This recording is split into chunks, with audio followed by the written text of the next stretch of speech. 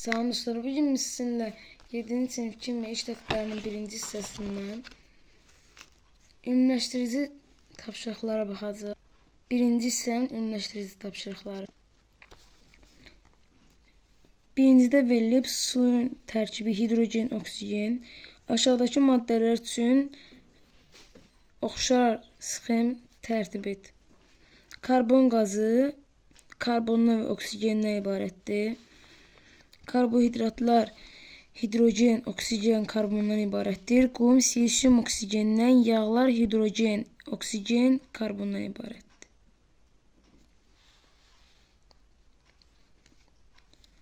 Maddələrin istifadəsi onların müxtəlif xüsusiyyətlərinə əsaslanır. Karandaşın ucluğunu kağıza toxundurduqda iz salması onun hansı xüsusiyyətinə əsaslanır? Yumuşaq və kövrək olması. Müxtəlif formalı əşyaların hazırlanması onların hansı xüsusiyyətinə əsaslanır? Plastiklik.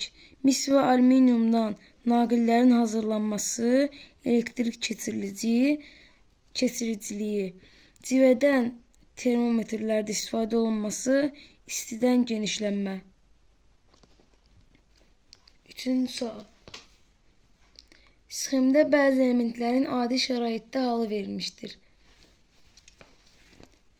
Elementin adi şəraitdə halı sxem vermişdir. 3 yerə bölünüb. Bərk halda yazılıb fosfor, civə, yod. Mayedə yazılıb xlor, brom, azot. Qazda isə yazılıb hidrogen, helium, kükürt.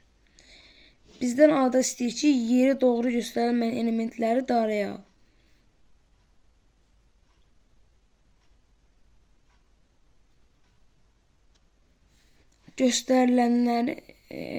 Doğru göstərilən elementləri dairəyə al.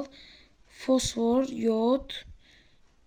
Mayelərdə brom, qazda isə hidrogen, helium. Yeri doğru göstərilməyən elementlərin adi şəraitdə halını yaz.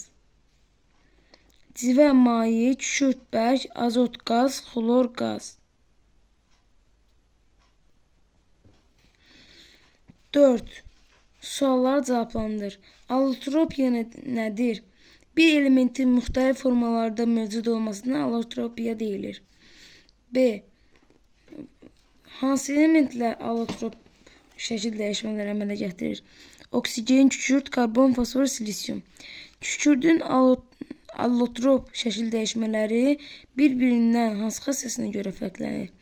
Kristallik kükürdü əridib qaynatdıqda plastik kükürt yaranır və o qonur nəşli olur və suda olduqda dartınır.